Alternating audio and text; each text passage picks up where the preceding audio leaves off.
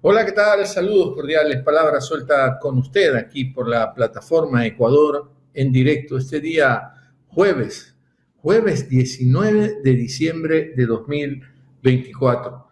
Eh, Ojalá que vayamos dejando atrás esas prisas, ese asfixiante convivir con el centro comercial, porque hay que comprar los regalos, porque expresamos todo nuestro amor a través de un regalito. También nos han hecho trampas en eso, ¿no? Nos dejamos asfixiar por esas urgencias, pero bueno, va terminando esta temporada, llegará la de fin de año, ahí son las cenas, en cambio, ¿no? Aunque en Navidad también hay la costumbre de una cena navideña. A los niños no les interesa tanto eso, ¿no? Y a veces los hacemos trasnochar porque el intercambio de regalos se produce bien tarde, así que por lo menos en estas fiestas de Navidad hay que pensar sobre todo en los niños y expresar un poco de solidaridad, empatía, saber ponernos en los zapatos del otro, de la otra, ¿no? Y en el Ecuador, en nuestro país, hay un montón de personas que demandan nuestra compasión frente a este problema de la pobreza que se ha incrementado porque la economía no está funcionando bien, porque se ha perdido empleo. Se imagina con los apagones la cantidad de empleo que se habrá perdido, la precarización, cuán más precario se ha vuelto la relación entre la relación entre el capital y el trabajo con esta crisis monumental que ha durado muchísimo. Si sumamos, este fue un dato, no sé quién lo sacó, si fue alguna de las cámaras, si sumamos los días y las horas que hubo apagones, sumando todos los días y sumando todas las horas, da como resultado 28 días totalmente a oscuras. 28 días totalmente a oscuras. Eso tiene que haber impactado en la vida de nosotros. Claro, por supuesto, perturbación en nuestra vida personal, dejar de hacer ciertas actividades porque no podemos, porque estamos en el siglo XXI, porque nos acostumbramos a la electricidad y venirnos a decir esos parlantes que hay en algunos medios, que esto ha fortalecido a la familia, porque los adolescentes se han alejado de los celulares, ya no están tan distraídos en eso, y que a la luz de la vela se reúnen en la familia. ¡Qué maravilla! Hemos tenido que producir una crisis energética para reformular el concepto de familia, ridiculeces que tenemos que escuchar, ¿no? En esta locura mediática, ¿no? Que, como he dicho ya muchas veces, pero lo repetiré cuantas veces sea necesario, esta locura mediática que perdió la razón de ser.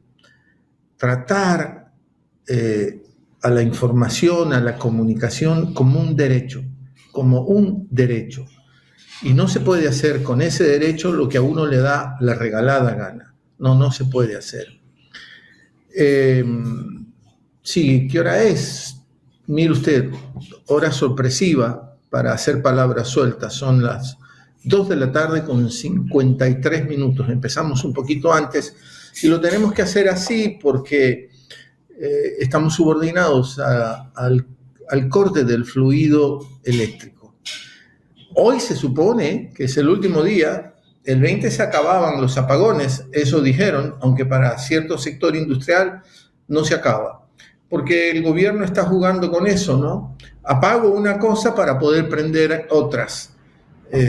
Me recuerdo una experiencia que viví hace muchísimos años en República Dominicana, muchos años atrás. Era Balaguer el presidente, que fue muy cercano a Trujillo, a Trujillo, ese déspota y criminal presidente que tuvo República Dominicana. ¿Cómo se llama la novela de Mario Vargas Llosa?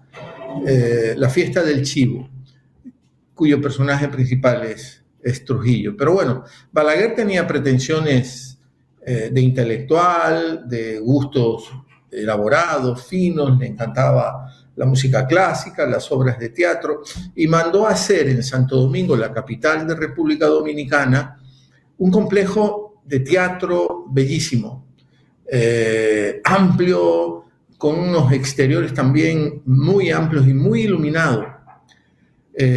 Yo fui a conocer eso, pero los dominicanos me contaban de aquella época que cuando se hizo ese complejo, para poder encender todo lo que rodeaba al complejo y al complejo mismo, había que apagar otras zonas de la ciudad por la crisis energética. Había que apagar zonas de Santo Domingo, probablemente se sacrificaba a los sectores populares, y entonces las burguesías tenían ahí su complejo de un teatro con las pretensiones que tenía Balaguer, que fue presidente de Santo Domingo. Eso me hace acordar lo de hoy día, ¿no? Hay que pagarle a un cierto sector industrial, se dirá, es que son poquitos y los más poderosos, que se frieguen ellos, ¿qué me importa?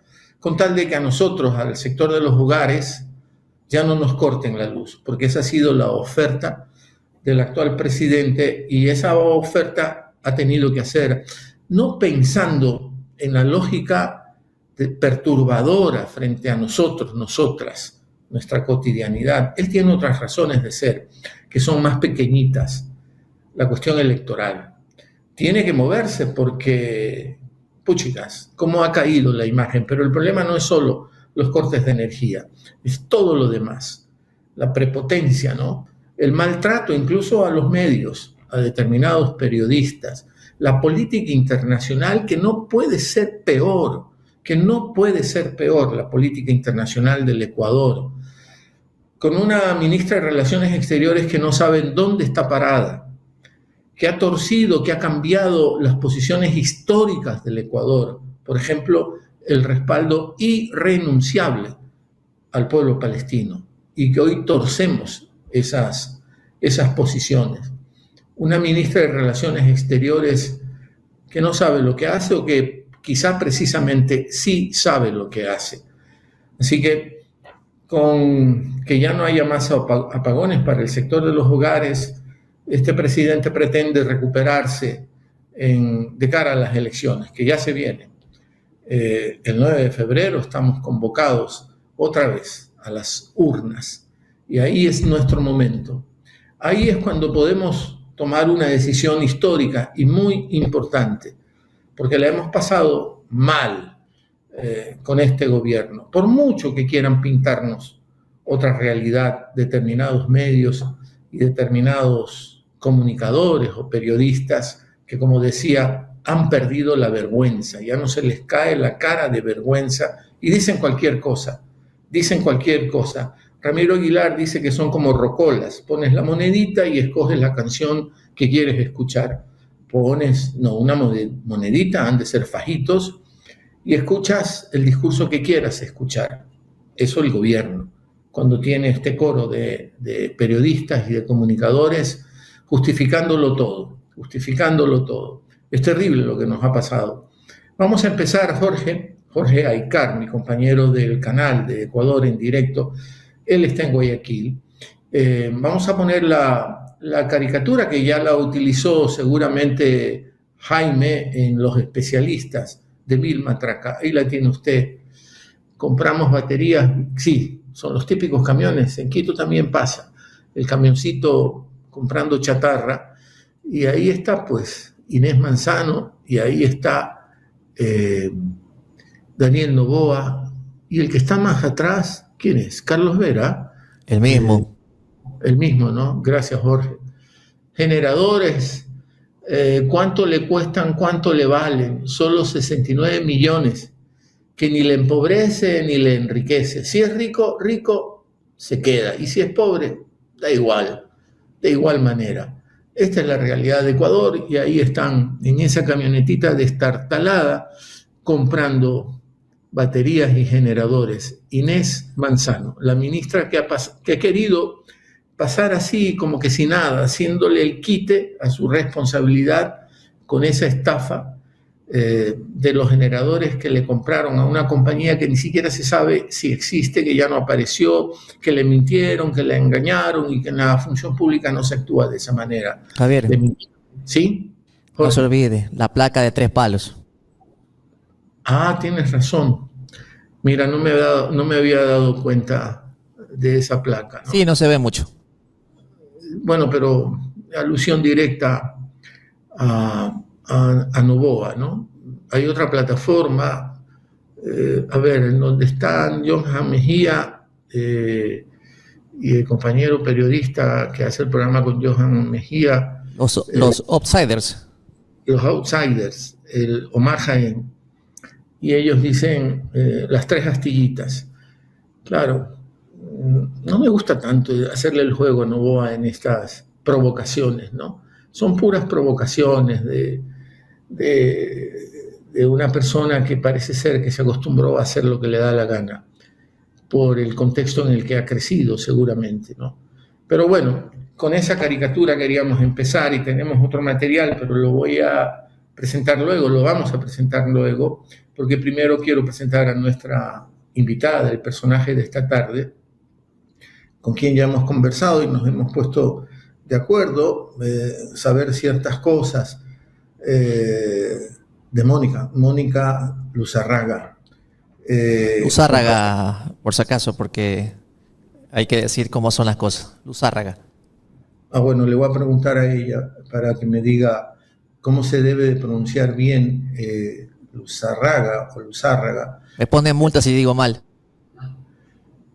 Mónica es así, ella fue jueza, defensora pública, yo no creo que... A mí me va a defender en algún momento. Bueno, depende de cuán mal te portes, ¿no? Y los abogados, las abogadas, no defienden siempre cuando tienen un poco de ética, y Mónica tiene muchísima, no cogen cualquier caso, así que portate bien, hermano, para que no seas un caso indefendible. Jorge Aycar, ahí usted lo tiene. Lo quiero mucho porque Jorge no solo que maneja los botones, está ahí de apuntador, para sacarnos de apuros. Ponla en la pantalla, Mónica, Jorge, para saludarla como es debido. Hola, Mónica, ¿cómo estás? Hola, Javier, buenas tardes a Jorgito otra vez, que lo veo en el día de hoy. Y buenas tardes a todas las personas que se encuentran conectadas, a todos los espectadores de Palabra Suelta. Muchísimas gracias y aquí estamos para poder conversar. Resuélveme el problema de tu apellido. ¿Cómo lo pronuncio? Yo soy Mónica Luzárraga. Es palabra esdrújula tildada en la primera A del apellido. O sea que Jorge tiene razón. Yo lo venía pronunciando Luzárraga y no sé por qué ahorita dudé y la hice palabra grave cuando es esdrújula, ¿no? Luzárraga. Vasca por donde lo mires. Vasco Correcto. Por donde mires ese apellido, ¿no? Sí, ese es el origen del apellido. Sí. ¿Y cómo llevas tú ese tremendo peso de un ascendiente tuyo de línea directa que combatió con el lado de los libertadores, de los independentistas, el 9 de octubre de 1820, por la independencia de Guayaquil, que fue también lo que empezó, lo que disparó todas las otras independencias hasta llegar al 24 de mayo de 1822. Es línea directa tuya. ¿Cómo se llamaba este pariente tuyo? Es Manuel Antonio de Luzárraga, casado con nada más y nada menos que Francisca Rico, que era la sobrina de Vicente Rocafuerte. Entonces, sí, para mí es un orgullo, es un honor, y cada vez que alguien me pregunta por mi apellido, yo lo digo con orgullo. Más allá de que sea absolutamente patriota, pero creo que parte del legado que nos deja Manuel Antonio de Luzárraga como un prócer olvidado del 9 de octubre, como tú lo has dicho en este momento, es que se lo reconozca y se lo visibilice como lo que fue, como una persona que abandonando aquella posición, aquel prestigio que era originario de los reyes de España y poniéndose en contra de ellos, por decirlo así, fue parte de las luchas que permitieron al Ecuador ser libre. Y dicho sea de paso, hay una historia bastante que nos cuentan a nosotros desde la familia, y es que esta famosa imagen de la rotonda en Guayaquil, en donde se reúne Simón Bolívar con San Martín, tuvo previamente una cena, una invitación en la casa de Manuel Antonio de Luzárraga. Entonces, yo era muy pequeña cuando yo me enteré de la historia, y es porque un profesor de historia me la dijo. Me dijo, tú sabes el origen de tu apellido, sabes lo que representa tu apellido, sabes cuál es la historia de tu apellido. Y casualmente este profesor había sido compañero de mi papá. Me decía, me parece sorprendente que no sea tu papá quien te esté diciendo lo que representas en general. Y a partir de ahí, mira, en distintos momentos, personas estudiadas, incluso personas de las Fuerzas Armadas, cuando me han dicho, oiga, pero usted es algo para Manuel Antonio de Luzárraga, y yo como que sí. Entonces ahí me pongo como que a contar toda la historia.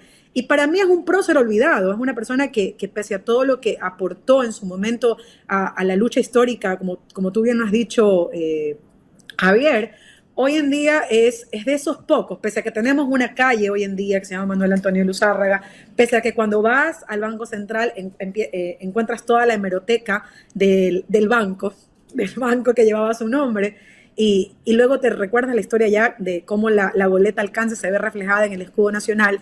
Yo sí digo, es orgullo, pero también es una responsabilidad histórica, porque cada vez que yo alzo mi voz y cada vez que peleo y cada vez que me voy contra el poder constituido y cada vez que digo estas cosas no están bien, siento que parte de ese legado y parte de esa historia está dentro de mí ahí queriendo luchar. Y a partir de que ese profesor, que no tu padre, te contó la historia de José Antonio era, ¿no? Manuel Antonio. Manuel Antonio, perdona. Oye, Antonio de Luzárraga. Pero hoy sí puso bien tu apellido, Jorge, ¿no? Porque ya puso la tilde en la A para que yo no me ya equivoque. Lo cambió ahorita. Ya la hizo esdrújula, como corresponde. Perdóneme, Doc, perdóneme. No, está bien, Jorge. Digo, a partir de que te cuentan la historia de tu pariente, ¿cómo te fue en la vida? ¿Cuánto peso te dio eso para cargar ahí sobre tus espaldas, llevar esa historia con tu vida? Siempre la cuento, siempre la vivo y siempre soy coherente con las responsabilidades históricas que he asumido. Jamás me verás del lado de los opresores. Siempre me verás del lado de los oprimidos, tratando de luchar por esa opresión. Y aquí hay una historia, un tema particular. Yo soy abogada de profesión y desde que tengo uso de razón siempre quise ser abogada. Es más, cuando me preguntaban qué quería ser de pequeña, decía quiero ser la presidenta de la República, desde muy pequeña. Entonces recuerdo que siempre me inmiscuí con este tema de la justicia, de pelear, de no callar, de llevar como esa responsabilidad y siempre estaba metida en cosas sociales. Entonces yo no tengo familia abogada, pero siempre andaba luchando por la gente. Entonces eso creo que es como algo que fluye dentro de los genes, dentro de la genética que uno tiene y creo que es un linaje que se va arrastrando y que me permite hoy en día hablar hasta cierto punto de cómo el Ecuador, porque siempre lo digo, a veces el hecho de que no conozcamos nuestra historia y no la valoremos, y eso no tiene nada que ver con apellidos, Javier, por si acaso, tiene que ver con quiénes somos como ecuatorianos, de dónde venimos, por qué nos caracterizamos, por qué hoy en día tenemos el espacio que tenemos, por qué tenemos el territorio que tenemos, por qué tenemos los símbolos patrios que tenemos. Y para mí, cuando yo veo la bandera ondear, cuando escucho el himno nacional, a mí la verdad es que la piel se me eriza. Soy absolutamente patriota y creo que es eso, creo que es algo de esa historia que la valoro, que la recuerdo, que la tengo presente y que cuando no ando por la vida diciendo quién soy ni por qué es mi apellido, salvo cuando alguien lo comenta, cuando alguien me lo hace decir. Sin embargo, creo que una de las mejores cosas que yo puedo hacer por ese apellido hoy en día es ser coherente con la historia de Manuel Antonio de Luzárraga, ser coherente con esa lucha que emprendió y que fue parte, como tú lo has dicho, de todo el proceso histórico de revolución, porque fue una revolución y es precisamente no ponerte del lado de quien oprime al pueblo, sino ponerte del lado de los oprimidos y saber que es en esa lucha en donde está el lado correcto de la historia. Pero en algún buen tiempo los españoles habrán dicho que tu pariente, tu tatarabuelo, fue una suerte de traidor para ellos, ¿no? Porque los abandonó y se fue, como tú dices y yo lo comparto, se fue por el lado correcto de la historia. Había que estar con la gente que buscaba la independencia y no con aquellos que querían seguir sojuzgándonos, ¿no? Entonces, en un primer momento, seguramente ellos habrán cogido un borrador y habrán querido borrar ese nombre, ¿no?, de la historia. Correcto, sí, pero luego cuando ya se termina el proceso independentista y él ya se radica acá en Ecuador, luego por temas de enfermedad debe volver a España y ahí luego recobra el perdón. Hay una parte ahí de un apoyo económico que él realizó a los reyes de España y regresó a darle a su pueblo lo que él no muere acá en el Ecuador, muere en España. y casualmente creo que es un 23 de noviembre, que es el día que yo nací. Ese es como hay un tema ahí medio esotérico, digo yo, porque hay muchas fechas que coinciden. Y casualmente se las contaba a Kelvin, que es uno de los compañeros que también nos ayuda en Ecuador en directo. Y me decía, ¿usted no será la reencarnación de este señor? Y yo decía, puede ser, puede ser. Pero allá tenemos todavía el reconocimiento de la casa Luzárraga, sí está reconocida. De hecho, mi abuela paterna, que falleció en el año 2017, es la última reconocida como la condesa de la casa Luzárraga. Entonces tenemos ahí un linaje medio histórico, que podemos todavía, creo, reclamar.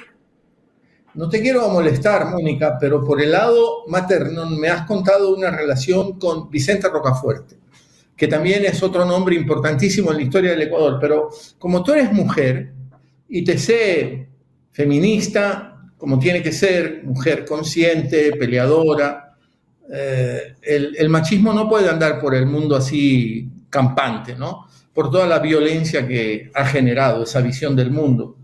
Pero digo, por el lado de Vicente Rocafuerte, la historia que yo sé y que me hizo, mira, soy vicentino, yo me gradué en el Vicente Rocafuerte, así que ese nombre me pesa mucho. Pero Manuela Sáenz, el destierro que sufrió fue impuesto por Vicente Rocafuerte. O sea, fue un déspota con Manuela Sáenz. Y a mí eso me hizo decir, bueno, me hubiera graduado mejor en el Aguirre Abad entonces.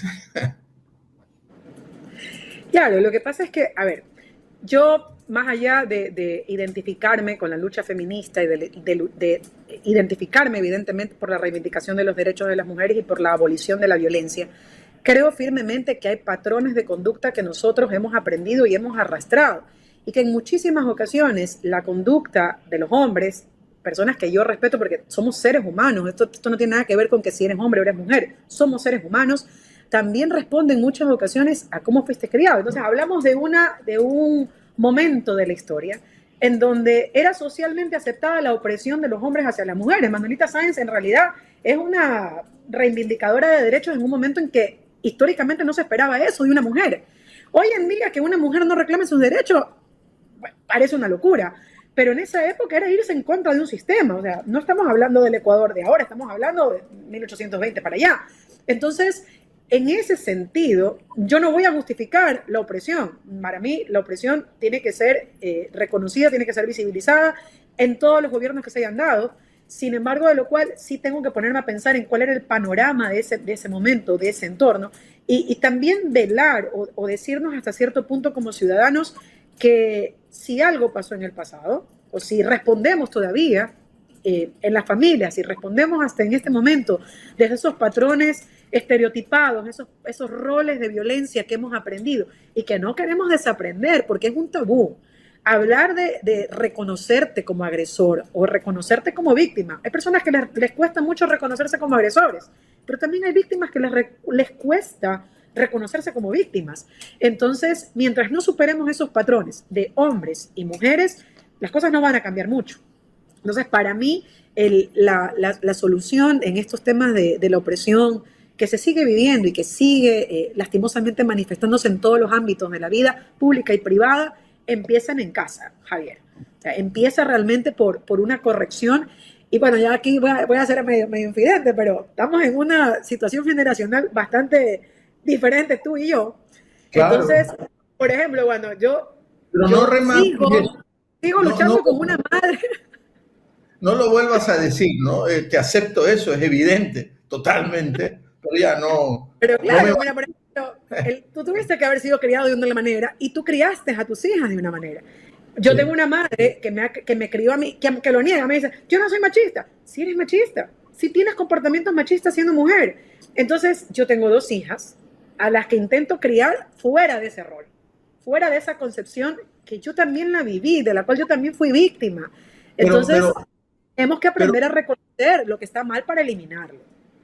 ¿Cuáles son las señales del comportamiento machista de tu madre? Bueno, más que de mi madre, de todo el entorno, ¿no? Por ejemplo, había este tema de que los hombres no podían cocinar, que al hombre había que servirle primero la comida, que la mujer no podía ir a comprar, que esos temas que uno los escucha todavía en la familia, ¿no? Nosotras somos dos mujeres y yo tengo dos hijas, entonces dentro de mi hogar, estos comportamientos, por ejemplo, es que no puedes salir sola, es que no puedes salir a altas horas de la noche, es que si sales te puede pasar algo. Entonces, yo tuve la suerte en realidad de tener una adolescencia bastante tranquila, bastante sana en lo que se refiere a la relación con mis pares masculinos. Yo conocí hombres valiosos que hasta el día de hoy los valoro, que son mis amigos y que me respetaron y me cuidaron, pero no es lo que muchas mujeres viven hasta el día de hoy. Entonces, eso porque también creo yo que fueron criados correctamente. Entonces, que se criaron en base al respeto y no en base al abuso, en base al yo tengo que hacer lo que me da la gana, o yo puedo hacer lo que me da la gana. Entonces, creo que ahí está el paradigma realmente de la violencia, eliminarla desde la casa, quitar esos estereotipos de que no te puedes poner rosado porque eres hombre, o que no juegues fútbol porque eres machona. El tema de que te regalen un bebé, o sea, yo les digo a mis alumnos ahora en clases, ¿a cuántos de ustedes les han regalado un bebé cuando ustedes han sido chiquitos? Nunca. Y yo le digo a las chicas, ¿a ustedes cuántas les regalaron bebés? Todas. Ahí está el estereotipo. ¿A quiénes están invitando a cuidar hijos? A las mujeres y a los hombres que no van a cuidar a sus hijos. Ustedes no les van a profesar amor. Pero les digo, desde ahí está el lavado de cerebro. Y estas personas valiosas, hombres que conociste, respetuosos, a los que conservas como amigos, ¿son de la Academia Naval Illingworth? No, son del barrio donde yo pasé mi adolescencia, que fue la Atarazana. En la Atarazana. Sí, yo me estuve... Mira, te cuento, yo soy hija de una mamá que se quedó divorciada cuando yo tenía 7 años. A los 12 sufrimos el embate del feriado bancario. Mi mamá trabajaba en el banco de préstamos. Nos quedamos sin pan ni pedazo. Nunca tuvimos casa propia. Vivíamos alquilando un año. Y mi recuerdo más hermoso de mi adolescencia es, aunque no lo creas, cuando empezó el feriado bancario, porque eso nos obligó hasta cierto punto a permanecer en ese sector, en la Atarazana, porque era un lugar que nos dio estabilidad, un arriendo que podíamos pagar, Javier. Entonces yo ahí estuve 5 años de mi vida, que fue el lugar donde más tiempo permanecí en mi adolescencia y que hasta el día de hoy, cuando yo sueño con una casa, sueño con esa casa.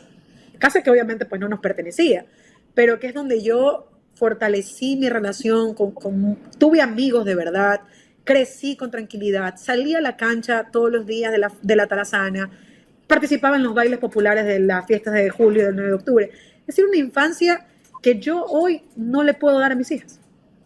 Una tranquilidad, una respiración de decir, salga, vaya, haga, porque no sabemos lo que puede pasar hoy en día. Entonces, este recuerdo para mí es maravilloso. Pero tú acabas de decir el feriado bancario, que fue una tragedia para el Ecuador. A mí, en cambio, me hizo feliz porque me llevó a la Atarazana. Que ni te oigan los periodistas rocola, ¿no? Porque nos van a decir, ya lo han dicho, ¿no? Esta crisis energética nos ha hecho felices. Nos ha dado unos valores que antes no teníamos, porque son así de cínicos, ¿no? Le van a sacar provecho. Yo sé que tú no lo has dicho en ese sentido. Ahora, tú eres una mujer, un ser humano, una persona, producto de lo público. Y esta es una cosa que me interesa mucho, porque eres abogada. Oye, los gringos dicen teenager. Tú eras una teenager todavía cuando te largaste a hacer tu carrera pública. A los 19 años ya te vinculaste a la carrera pública y desde ahí no has parado. Tú eres un producto de lo público. Así que te imagino defendiendo a lo público a como dé lugar. Correcto. Y cuando alguien opina, habla y se queja de lo público, siempre digo, yo creo que las instituciones no son las malas. Los malos son los administradores.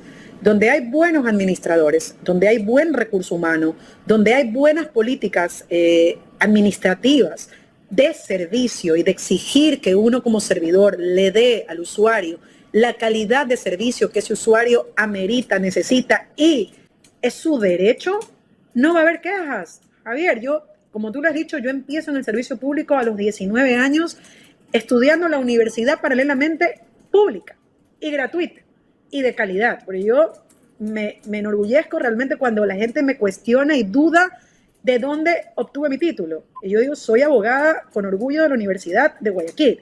graduada en el sistema público gratuito cuando se instauró la gratuidad de la universidad. Respondo a eso y paralelamente trabajaba en esa época en la aduana del Ecuador.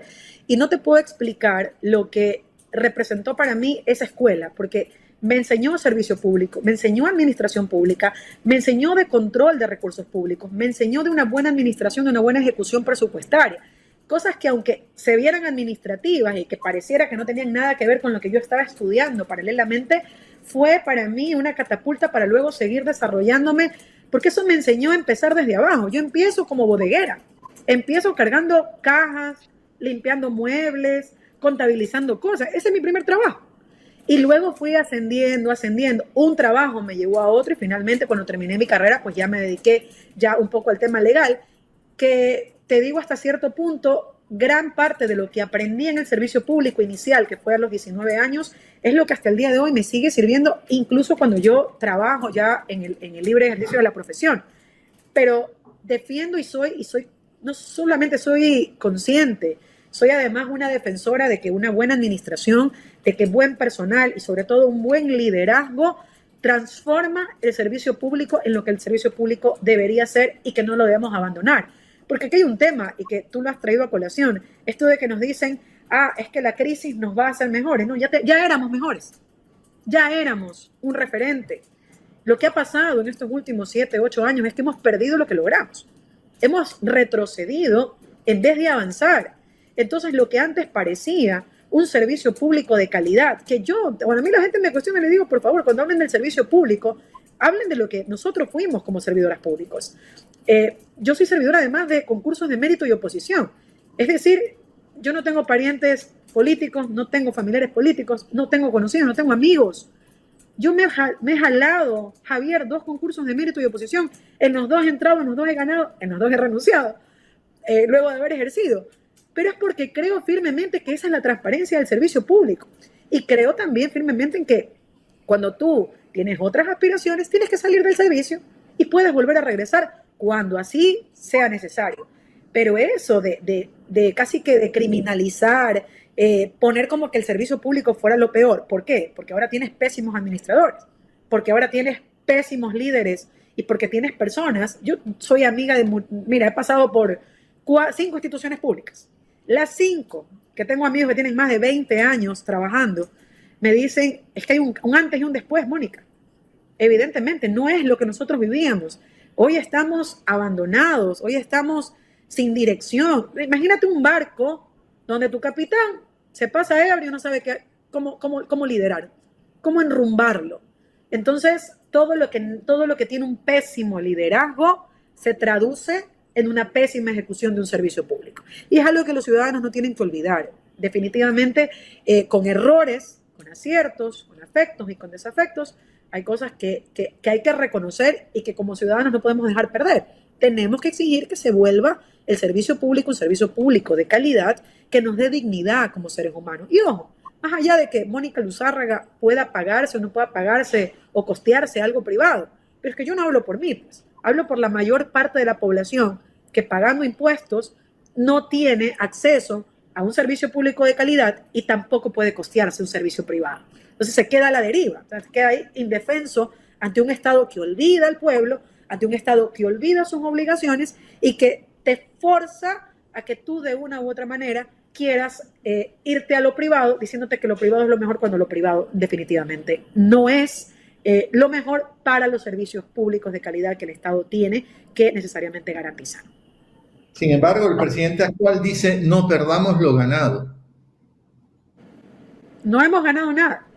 Bueno, hemos ganado vergüenzas, problemas, demandas internacionales. Eso es lo que hemos ganado. Hemos ganado apagones, hemos ganado una crisis energética que no se controla. Mira, Javier, yo mañana me levanto a las 5 de la mañana y espero que me digan mañana que no va a haber cortes de luz, porque realmente ya es un tema de esta sensación de ansiedad que te puede dar no contar con algo tan básico. Yo tengo 2 hijas que todavía se cuestionan, pero ¿por qué se va la luz, mamá? Uno ya vivió la época de los apagones antes, ¿no? Pero decirles a ellas que de repente no tienen un servicio público que este tema de que no tienen internet porque no pueden usar los celulares, no pueden hacer los deberes, Javier. No pueden hacer lo más básico que es hacer un deber, no pueden usar sus plataformas porque porque se van sin luz y regresan sin luz. O sea, esa es la realidad. Le leí, yo la conocí hace algunos años, una maestra de literatura, animadora de espacios artísticos y culturales, Cecilia Ansando, y escribe para el diario El Universo, decir, bueno, si yo quiero terminar el día viendo mi telenovela favorita o la serie favorita, ¿por qué diablos no puedo? ¿Por qué tú decides que yo no lo voy a poder hacer? Me apagas la luz. Esa era mi decisión, eso formaba parte de mis opciones. ¿Te parece que podemos prescindir de eso? No tiene importancia. No, tiene importancia porque forma parte de mis decisiones personales. Y todo eso se vulneró y se ha vulnerado. Pero a ver, Javier, y eso es con la crisis energética, pero yo hice ese razonamiento incluso en los estados de excepción. Cuando nos llenaron de estados de excepción y te decían, no puedes salir, estás en toque de queda, no tienes derecho, hay inviolabilidad de domicilio. Y yo decía, por Dios, es algo tan básico como poder salir y disfrutar del esparcimiento nocturno, con el temor de que el Estado te restringe, el Estado no te deja salir. ¿Por qué? Porque ellos no pueden garantizar la seguridad. Entonces los ciudadanos tenemos que vivir escondidos. Y lo reflexiono así porque aunque la gente diga, es que es por tu seguridad, por tu seguridad, entonces encarcélennos, pues. O sea, no podemos seguir pensando que siempre hay una forma de justificar que nos quiten derechos. Siempre hay una forma para terminar aceptando, tolerando y normalizando que nos quiten nuestros derechos, aquellas cosas que hemos ya alcanzado y que ya damos por hecha. O sea, no hay una forma correcta de justificar que habiendo ganado algo, lo perdamos porque el gobierno nacional, y los anteriores, no puedan garantizar situaciones mínimas de convivencia entre los ciudadanos. Eso es algo que no puede dejarse pasar y que seguirá pasando mientras quienes nos gobiernan no tengan una percepción y no tengan un conocimiento suficiente de lo que significa sentarse a administrar la cosa pública. A mí me dicen, por ejemplo, en las redes sociales, ya, pues anda, párate tú y ponte tú a gobernar, no, es que no es tan fácil. Pero por lo menos elijamos conscientemente y elijamos con coherencia quienes sí pueden administrar y quienes no han podido, ideológicamente hablando, administrar el Estado porque su visión política, económica, no es esa. Es que hasta para eso hay que saber quién está detrás, qué marco político está detrás, qué modelo económico está detrás. Y que te digo, Javier, lastimosamente es un tabú, pero se vuelve un tabú porque el mismo gobierno o los mismos gobiernos pretenden y quieren que nosotros permanezcamos, es decir, la sociedad en general permanezca en una ignorancia total y claro, ¿no? Los candidatos se te venden como el que más se ríe, el que más cocolón come, el que más delincuentes muertos quiere, pero no te dicen pues cómo administran el Estado. Y luego estas son las consecuencias, lo que hemos vivido en los 2 últimos periodos de personas que responden a modelos económicos que son total y absolutamente opresivos del pueblo. Yo diría 3, Mónica, ¿no? 3 periodos en seguidilla. Pero es que el otro es traidor, pues. El otro ni siquiera es que se vendió así, pues el otro venía supuestamente con una línea y traicionó. Ese ya es otro, eso es un paréntesis en realidad. Por eso fue como el de la serie de Scooby-Doo, ¿no? O sea, sacó la máscara en pleno ejercicio del poder.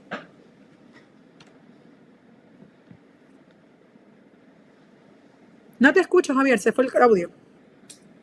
Se nos fue el audio. Sí, se fue el audio, sí. Parece que no sucedió lo mismo de la primera vez. Así ¿Qué nos pasó? Sí, ya nos pasó previo a eso. Por favor, podría hacer el ejercicio de... ¿Le parece si mandamos el detalle de lo de la base para que pueda salir y volver a entrar? Muy bien. Vamos a mandar entonces este video sobre opiniones acerca de lo que es actualmente o lo que podría ser Daniel Noboa. Bueno, hace 13 meses el joven neoliberal heredero de una fortuna millonaria, Daniel Noboa, asumía la presidencia de Ecuador por 1 año y medio, luego de ganar en una contienda electoral marcada por la desafección popular de la política, la complicidad mediática con los grandes capitales, la extrema violencia y los asesinatos de políticos, incluido el de un candidato presidencial. Noboa ganó en segunda vuelta con el 52,3% de los votos tras prometer militarizar puertos y fronteras, construir prisiones flotantes en barcazas lejos de la costa para internar a criminales peligrosos y también reducir impuestos a la salida de capitales, aunque a esa minucia no se le prestó mucha atención en aquel momento. En febrero, Ecuador volverá a celebrar las elecciones presidenciales. Daniel Noboa se vuelve a presentar contra la candidata del correísmo, Luisa González. Noboa ha tenido 1 año para convencer a los ecuatorianos de que apuesten por él por otros 4 años más. ¿Lo va a lograr? ¿Quién sabe? ¿Cómo está el país tras la gestión de Noboa? Bueno, se mire la encuesta que se mire, la evaluación de su gestión tiene una tendencia sostenida a la baja, según registran nuestros compañeros de la CELAC. De momento se mantiene por debajo de un 40%, llegó a este punto desde un 80% de aprobación al inicio del mandato. Y este desencanto es en cierta medida una respuesta a tu pregunta sobre el año de su gestión. Se preguntaba el otro día nuestro compañero Alfredo Serrano Mancilla si se podía ganar la presidencia siendo un inútil.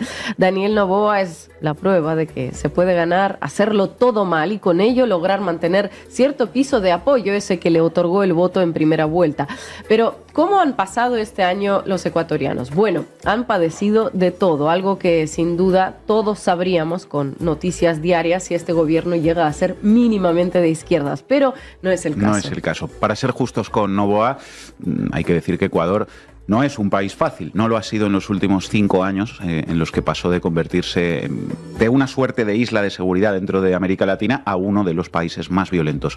Entre diferentes grupos narcos, la mafia albanesa y el Estado, un Estado cada vez más ausente en los últimos años, se las ingeniaron para convertir al país en una enorme narcoautopista con una tasa de homicidios violentos de 47 por cada 100.000 habitantes en 2023, es decir, la más alta de América Latina, por no hablar de los robos y los asaltos, como los llaman allá.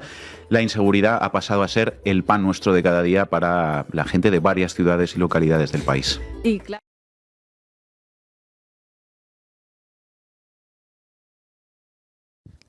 Parece que seguimos teniendo el mismo inconveniente, maestro. Vamos a seguir rodando el video mientras le enviamos un nuevo enlace. No se preocupe, estas cosas pasan en vivo. Claro está que un desastre como este no se supera en 1 año, pero recordemos que Noboa ganó con la promesa de resolverlo.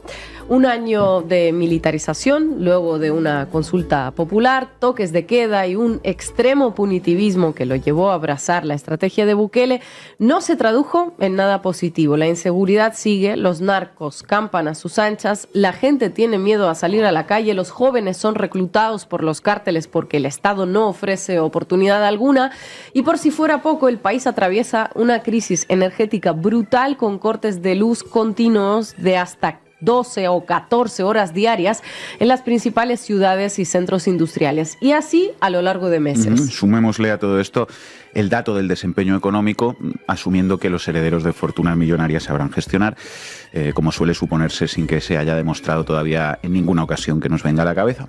Bueno, pues según las proyecciones del Fondo Monetario Internacional, el crecimiento del PIB ecuatoriano es del 0,3% actualmente y con tendencia a la baja. Todo un triunfo, lo mires por donde lo mires. El país literalmente no levanta cabeza. La gran apuesta de Noboa, como ya dijimos, uno de los pilares fundamentales de su discurso ha sido la solución para la crisis de seguridad. ¿Y qué pasó? Bueno, pues nada. Estados de emergencia, una consulta popular que le otorgó poderes para militarizar y también planes para construir megacárceles cargándose la selva amazónica. Punitivismo máximo, sin soluciones estructurales. Hasta el día de ayer, la comunidad indígena estuvo durante 15 días protestando contra el proyecto de construcción de una megacárcel de máxima seguridad a lo Bukele en la pequeña localidad de Archidona. El proyecto de la prisión lo lleva la empresa española Puentes y Calzadas Infraestructuras SL, una subsidiaria a su vez de una empresa estatal china y tiene un costo aproximado de 52 millones de dólares. El plan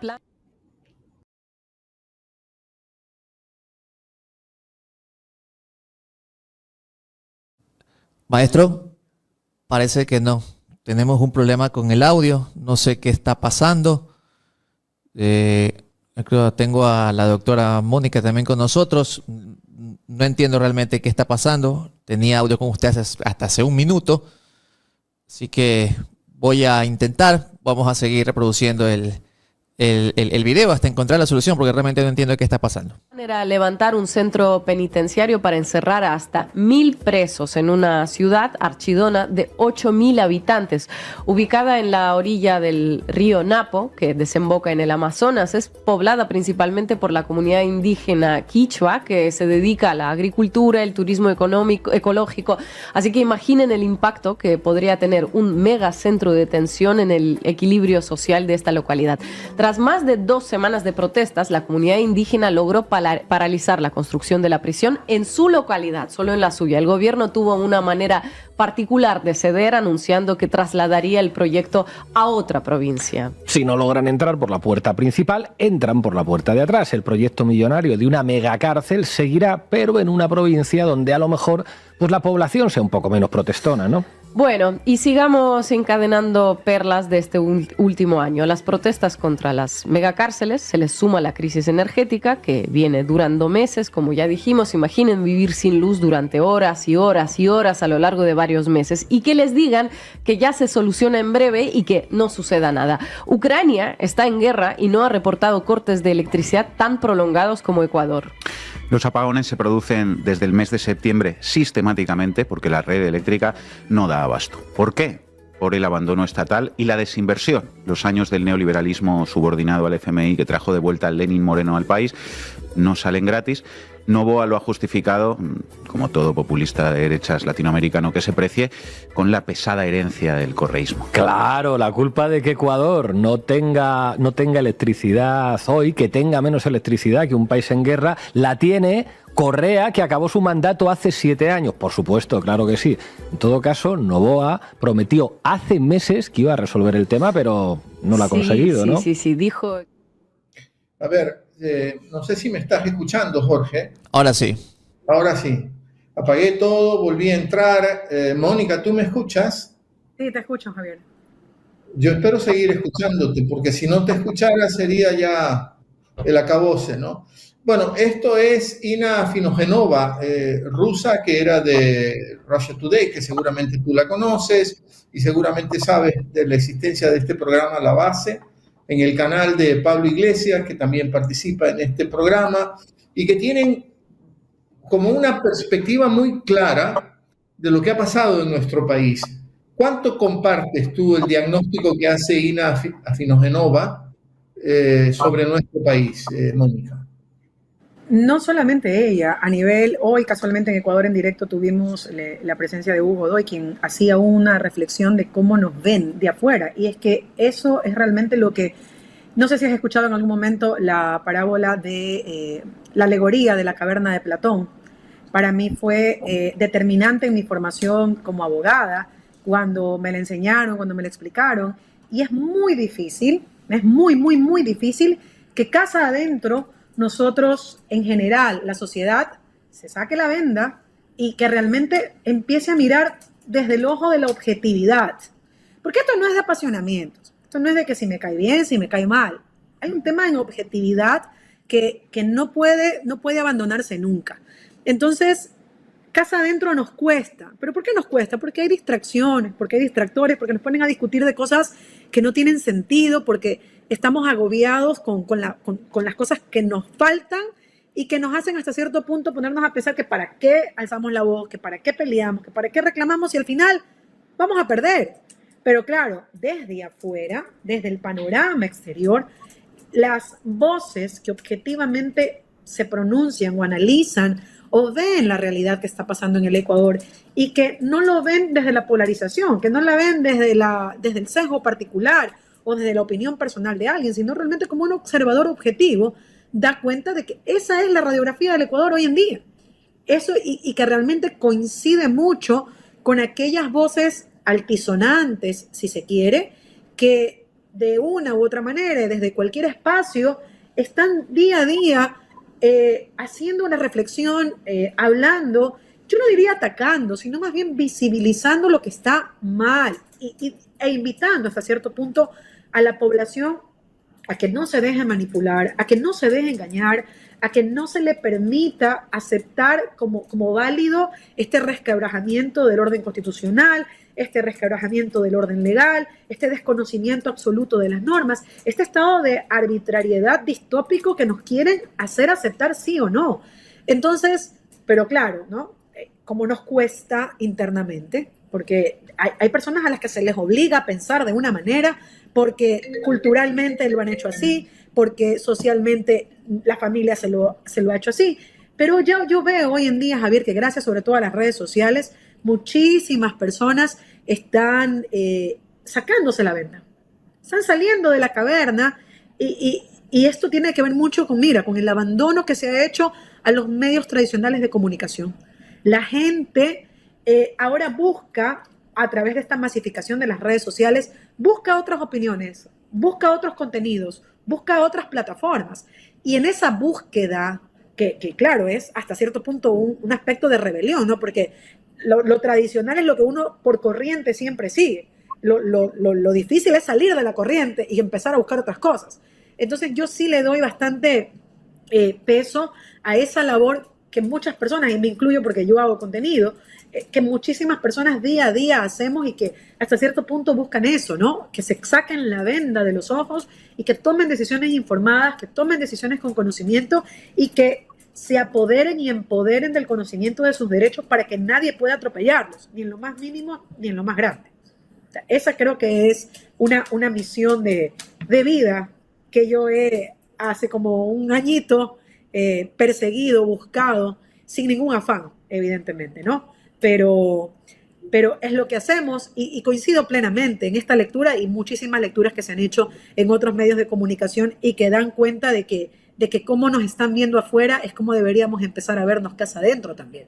Deberíamos aprender a valorar esas voces que objetivamente nos están diciendo, hey, esto no está bien, esto no es un buen gobierno.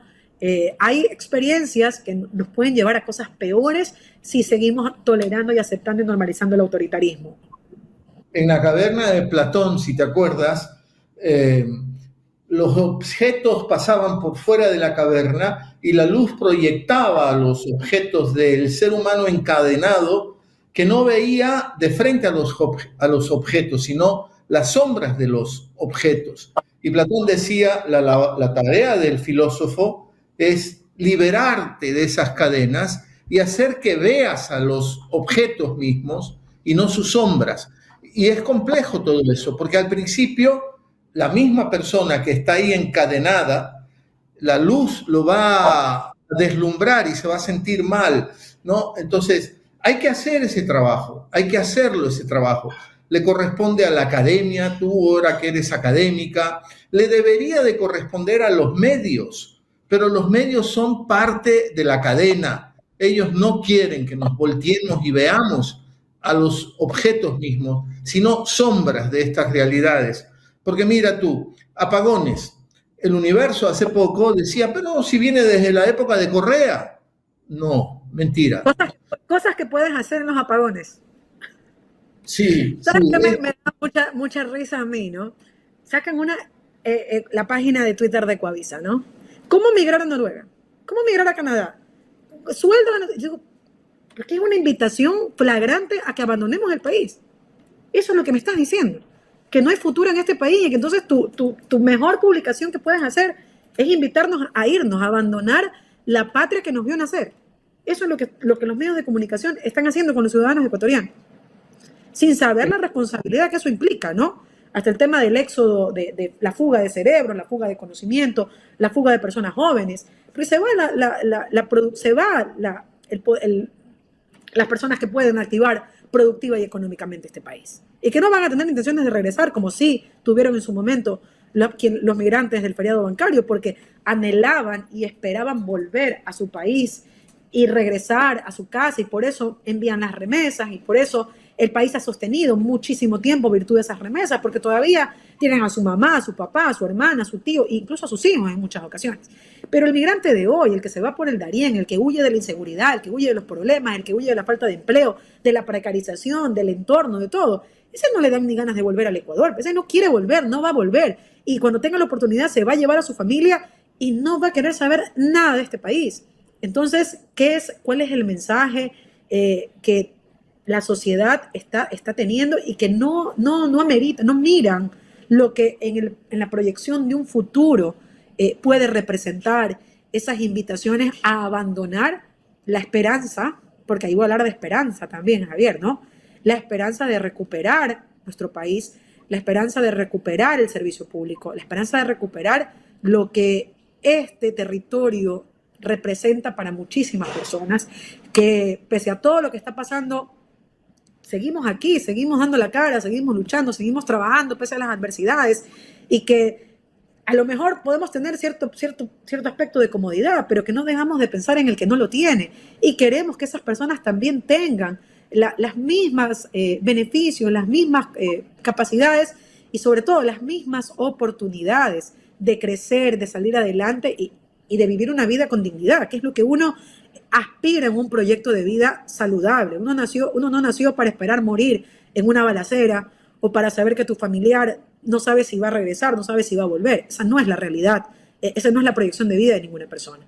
El proyecto de vida de una persona debe ser crecer, producir, vivir en felicidad, si se quiere tener una familia, si no se quiere no, pero tener un proyecto de vida que sea a largo plazo y que pueda uno realmente acercarse y empatizar con la tierra, en este caso que nos vio nacer. Tú fuiste jueza, tú fuiste defensora pública, tú tienes experiencia en eso, eres abogada, sigues, decía yo, vinculada a la academia, te gusta ser profesora, sobre todo con las muchachas, los muchachos que recién empiezan, porque como que les vas a pegar un sacudón a tus estudiantes, ¿no?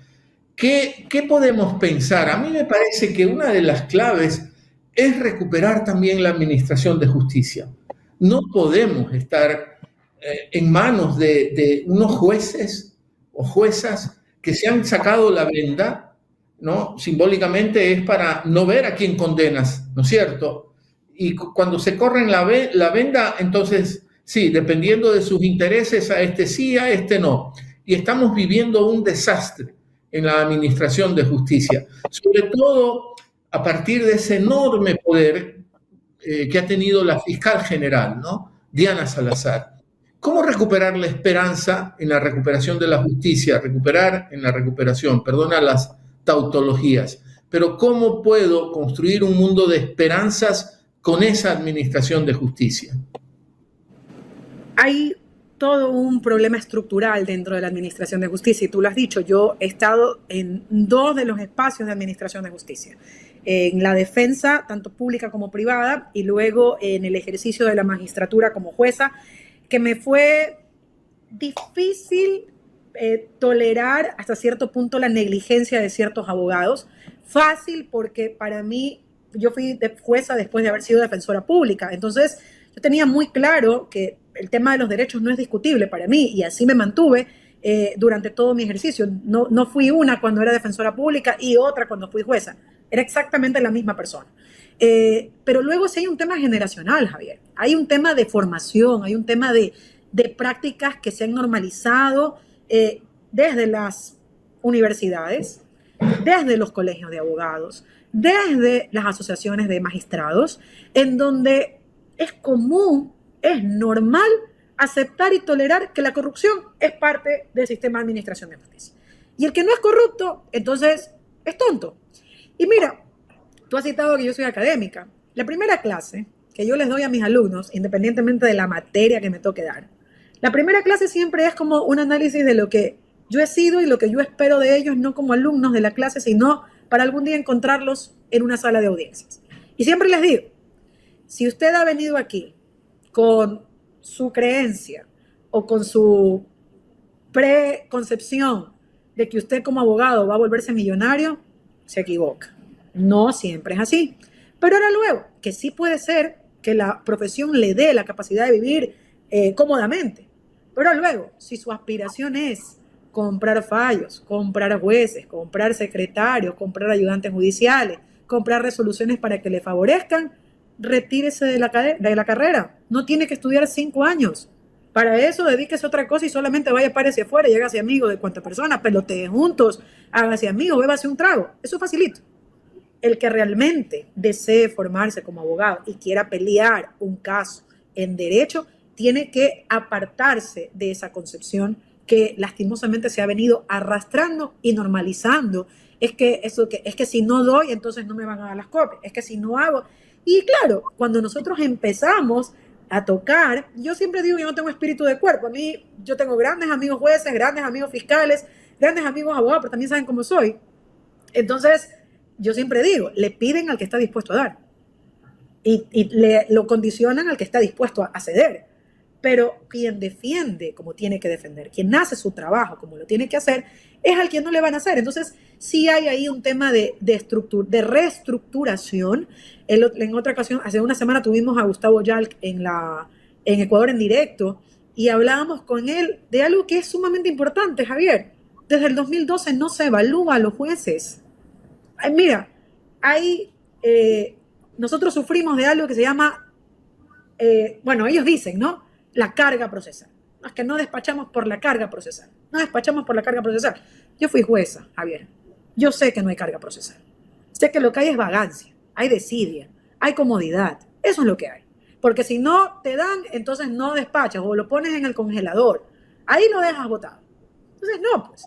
La realidad es que los servidores públicos, porque son servidores públicos también, se deben a la administración de justicia y tienen que impartir justicia, administrar justicia bajo la única convicción de cumplir la ley. Es que todo lo que está pasando en el país es precisamente por lo que hemos normalizado, la corrupción, la normalización de la corrupción. Los ciudadanos, ellos mismos, te dicen, pero y no conocerá al juez, pero y no conocerá al abogado. No es necesario que lo conozca, conozco la ley, conozco el derecho. Eso es lo que le debería importar al cliente.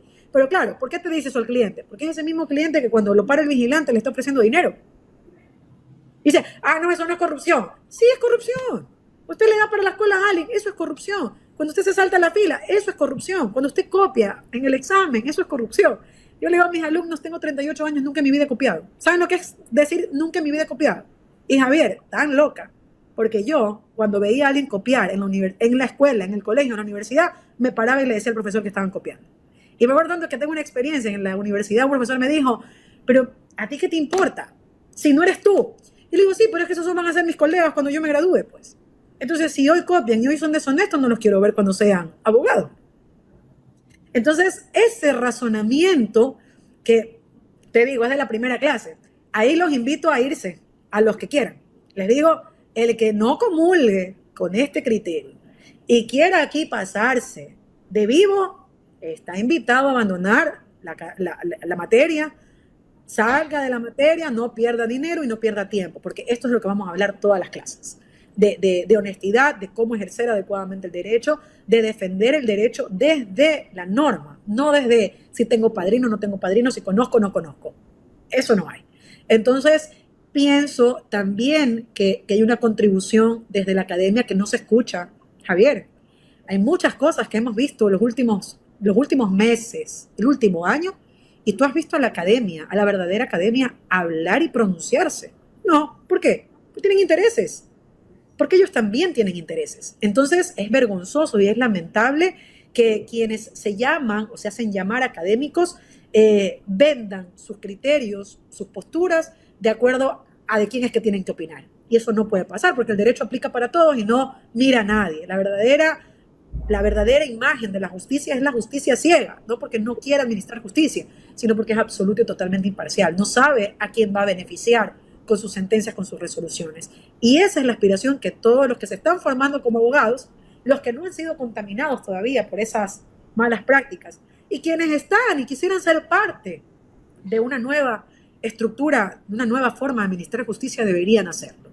Es una invitación, yo siempre lo digo por si acaso, pero cuesta desaprender.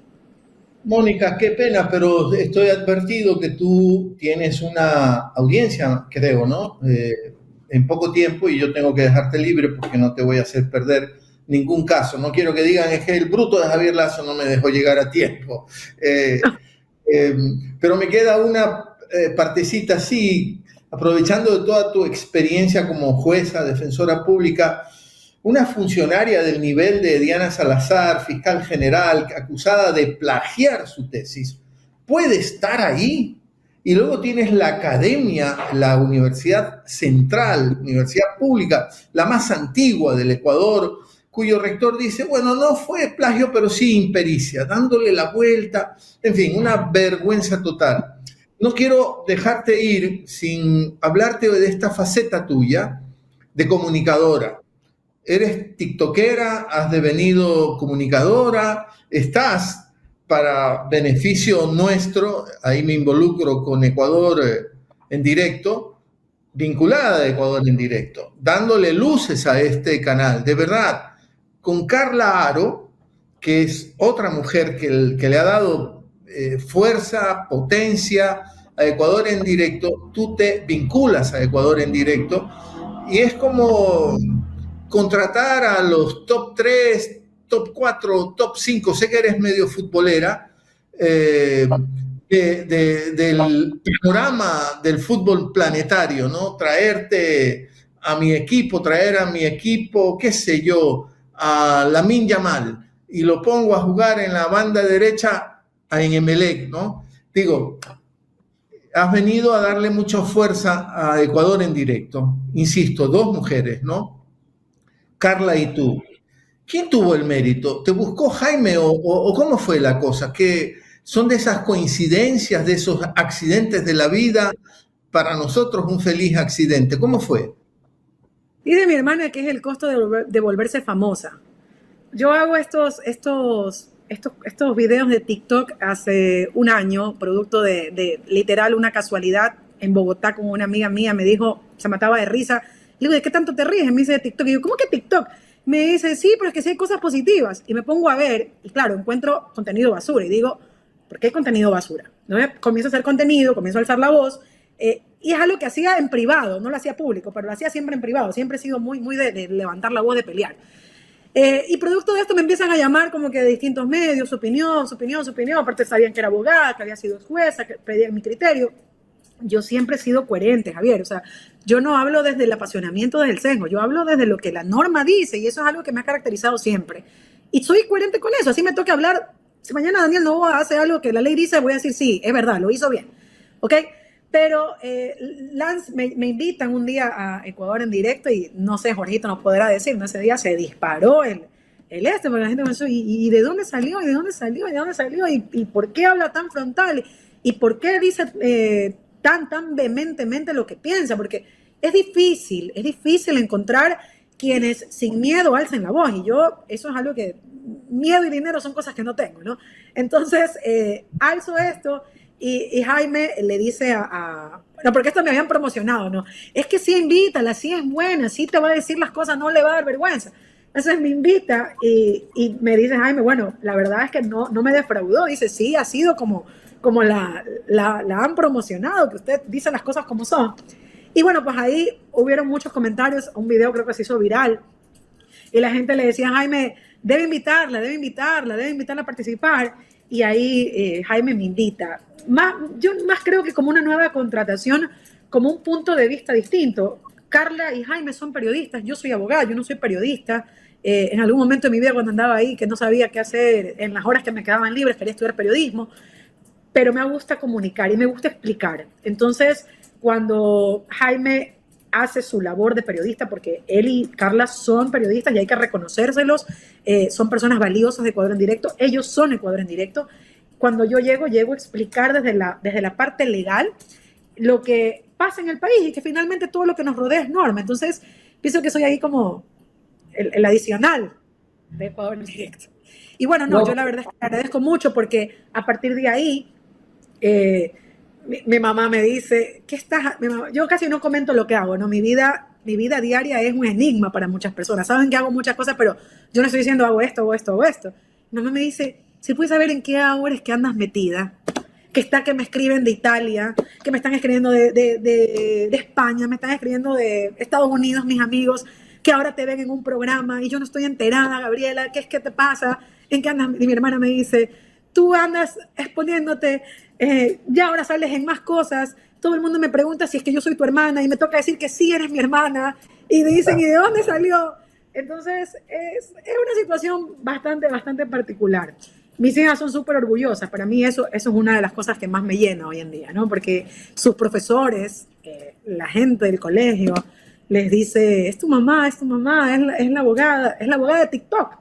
Entonces, es una situación bastante particular que es el peso, digo, de exponerse públicamente. Entonces, lo que yo he recibido producto de mi participación en las redes sociales es mucho cariño.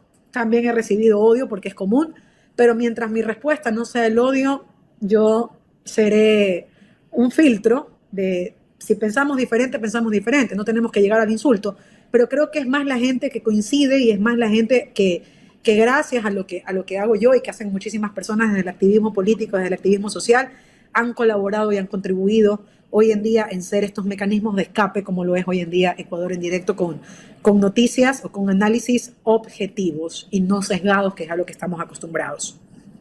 Bueno, hay un buen equipo, está creciendo el equipo de Ecuador en Directo, ¿no? No quiero hacer publicidad, no quiero secar tanto la cosa, pero está Abraham Verduga, está Andrés Durán, estás tú, Mónica Luzárraga, está por supuesto Jaime, Carla Aro y está Jorge, claro, Jorge que nos permite estar al aire y yo estoy muy orgulloso de que esto esté pasando, ¿no?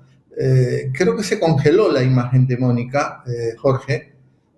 Sí, aparentemente sí, se nos quedó congelado la doctora Mónica. Y se fue una luz. Bueno, no la puedes recuperar, ¿no? Creo que no, parece ser que, aunque es raro, no sé si tendrá corte de fluido eléctrico o no. Pero bueno, igual de todos modos, creo que tenía el compromiso que cumplir, así que, bueno, parece que las cosas coincidieron. Sí.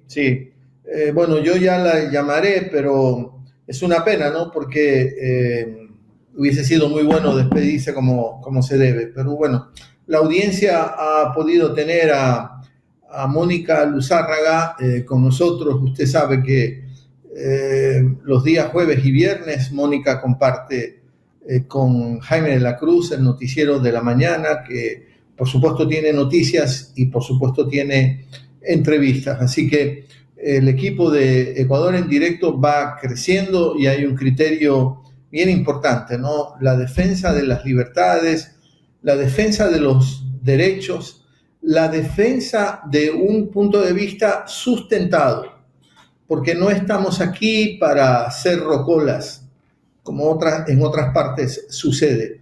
Estamos aquí para defender inteligentemente una idea de sociedad, una idea de país. Teníamos mejor educación, teníamos mejor asistencia en salud, aunque ellos quieran decir exactamente lo contrario, aunque el odio les haya invadido, porque se pasaron a eso, ¿no? A la pura pasión, sin ninguna reflexión. Si te quedas en ese lado de la pura pasión, entonces solo vas a odiar y no vas a incorporar un poco de reflexión para ver si ese poco de reflexión te acerca a la verdad, ¿no? Y bueno, estamos intentando hacer eso, ¿no? No necesariamente para contestarle a ese otro lado. No. Estamos intentando hacerlo para proponerle a usted otro punto de vista, para que usted luego escoja. Usted va a ser convocado el 9 de febrero, otra vez, a una elección. Será clave. Así que es su obligación buscar la mejor información posible para que su decisión sea inteligente, para que salvemos al Ecuador de este lugar en el que nos han metido, ¿no? La caverna, como decía Mónica Luzárraga, ¿no? La caverna. Alguien tiene que sacarnos las cadenas y permitirnos ver desde la luz a los objetos mismos y no a sus sombras. Esta es la tarea que tiene que hacer la academia, que tiene que hacer la comunicación, que tienen que hacer una serie de instituciones. Y en eso estamos, eso es lo que intentamos en Ecuador en Directo. No es un negocio. Este canal no es un negocio.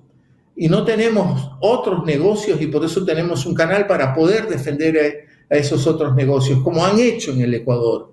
¿Por qué un Fidelegas, dueño del Banco del Pichincha, o Banco Pichincha, como se llama ahora, no tengo nada que ver con la institución? Javier. Sí. Sí, disculpe la interrupción.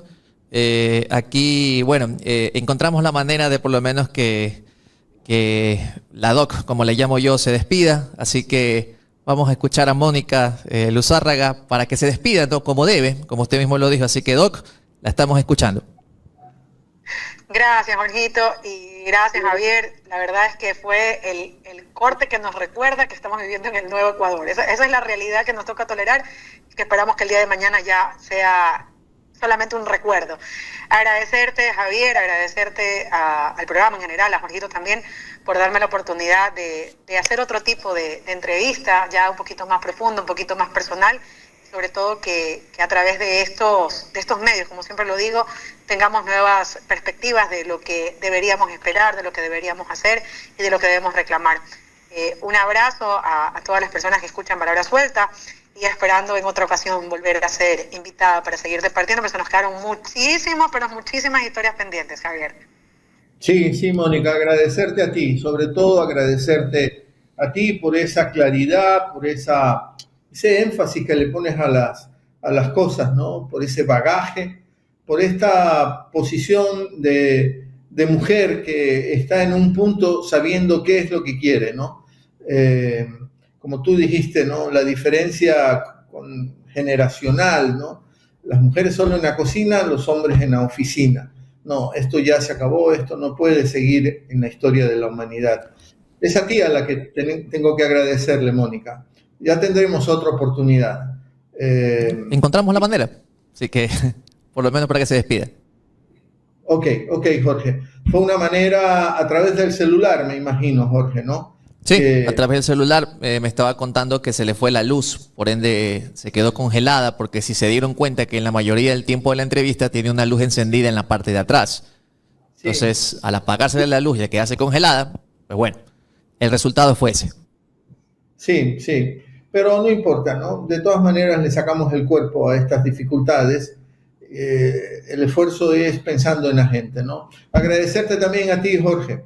Ha sido un poco accidentado este encuentro de Palabra Suelta, pero bueno, ni modo.